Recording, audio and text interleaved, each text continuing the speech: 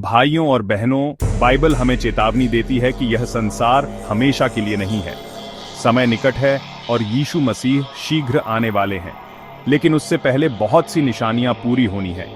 आज हम उन 7 बड़ी निशानियों को देखेंगे जो लगभग हमारी आंखों के सामने पूरी हो चुकी हैं। सबसे पहली निशानी है युद्ध और युद्ध की अफवाहें। मत्ती रचित सुसमाचार अध्याय 24 में यीशु ने कहा कि तुम युद्धों और युद्ध की अफवाहों की चर्चा सुनोगे। देखो, घबराना मत, क्योंकि ऐसा होना अवश्य है। आज पूरी दुनिया अशांति से भरी हुई है।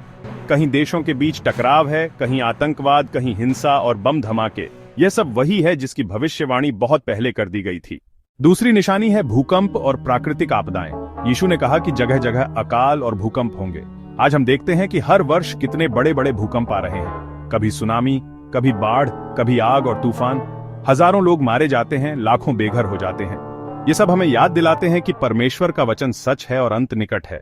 तीसरी निशानी है महामारी और बीमारियां। लूका रचित सुसमाचार अध्याय 21 में लिखा है कि जगह जगह महामारियां होंगी।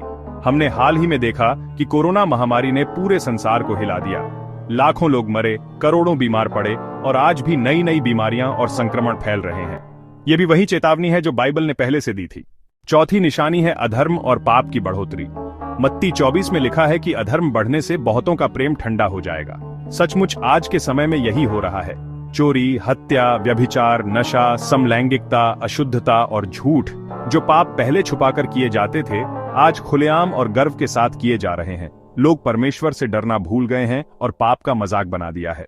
पांचवी निशानी है झूठे भविष्यवक्ता और नकली आत्मिकता। यीशु ने चेतावनी दी थी कि बहुत से झूठे भविष्यवक्ता उठ खड़े होंगे और बहुतों को भटका देंगे। आज हम देख रहे हैं कि कितने प्रचारक अपने स्वार्थ के लिए परमेश्वर के नाम का उपयोग कर रहे हैं। वे चमत्कार दिखाने का दावा करते हैं, लेकिन उनका जीवन पवित्र नहीं है। वे लोगों से पैसा कमाते हैं और झूठी शिक्षा देकर आत्माओं को नष्ट कर रहे हैं। यह साफ संकेत है कि हम अंत समय में जी रहे हैं।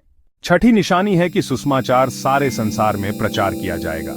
यीशु ने कहा था कि राज्य का यह सुसमाचार सारे जगत में सब जातियों के गवाह होने के लिए प्रचार किया जाएगा, तब अंत आएगा।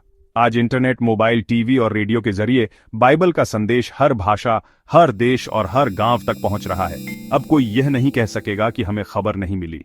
सातवीं और सबसे बड़ी निशानी है इस्राएल का राष्ट्र के रूप में फिर से खड़ा होना। यहेजकेल और दानियेल की भविष्यवाणियों में लिखा है कि परमेश्वर अपनी प्रजा को फिर से इकट्ठा करेगा और उनका राष्ट्र फिर से खड़ा करेगा। यह भविष्यवाणी सन 1948 में पूरी हुई, जब इस्राएल फिर से स्वतंत्र हुआ। यह घटना पूरी दुनिया को हिला देने वाली थी और यह साबित करती है कि समय वास्तव में निकट है। भाइयों और बहनों, जब हम इन 7 निशानियों को देखते हैं तो हमें समझना चाहिए कि समय बहुत कम बचा है। बाइबल कहती है, देखो, तुम नहीं जानते कि तुम्हारा प्रभु किस दिन आएगा, इसलिए जागते रहो और तैयार रहो।